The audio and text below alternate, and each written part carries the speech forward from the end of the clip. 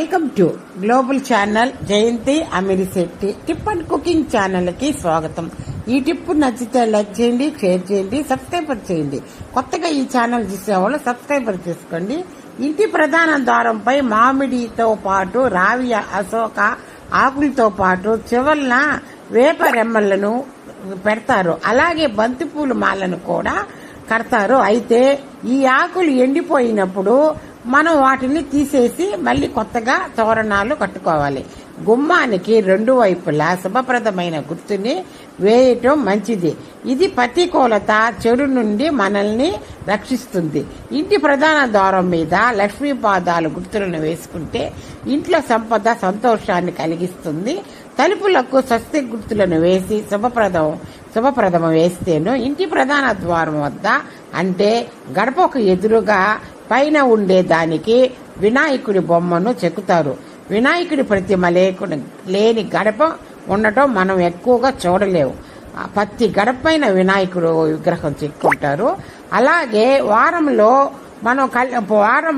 మనము కల్లాపు చల్లిన ప్రతిసారి గడపను కూడా శుభ్రంగా కడుక్కొని పసుపు కుంకుమలతో ఖచ్చితంగా ముగ్గులు పెట్టాలి. అలా చేస్తే లక్ష్మీదేవి మన ఇంటికి వచ్చేందుకు ఇష్టపడుతుంది.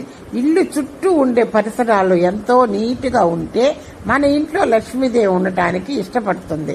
ప్రతిరోజు ఉదయం సాయంకాలము ఇంటిని శుభ్రంగా ఉంచుకుంటే దిశలో తులసి మొక్క ఉంచి ప్రతిరోజు నీరు పోయటం ద్వారా మన జీవితంలోకి కొత్త శక్తి వస్తుంది. కుటుంబంలో ఆనందము ఉంటుంది. తులసి మొక్కకి ప్రతిరోజు నీళ్లు పోస్తే అంత మంచిదే. హనుమాన్ చిత్రాన్ని ప్రధాన ద్వారం మీద ఉంచటం వల్ల చెడు కన్ను ప్రతికూల శక్తి తొలగిపోతుంది. మన ఎవరికైనా చెడు కన్ను ప్రతికూల శక్తి తొలగిపోతుంది. హనుమాను చిత్రపటాన్ని ప్రధాన ద్వారం పైన ఉంచితే ఇంటి తలుపుల పైన లక్ష్మీదేవి విగ్రహాన్ని ఉంచటం వలన ఆనందము శ్రేయస్సు లభిస్తుంది. లక్ష్మీదేవి పటాన్ని చెక్కించుకుంటే ప్రధాన ద్వారం పైన ఇంట్లో ఆనందము శ్రేయస్సు లభిస్తుందట. పద్మంలో కూర్చునేటట్టుగా ఉండాలంట ఆ లక్ష్మీదేవి. గడపలు కూడా ఎప్పుడు శుభ్రంగా ఉండాలి. వాయిటి ముందర గడపలు మన్ని అంత మంచిది ఉంటేను.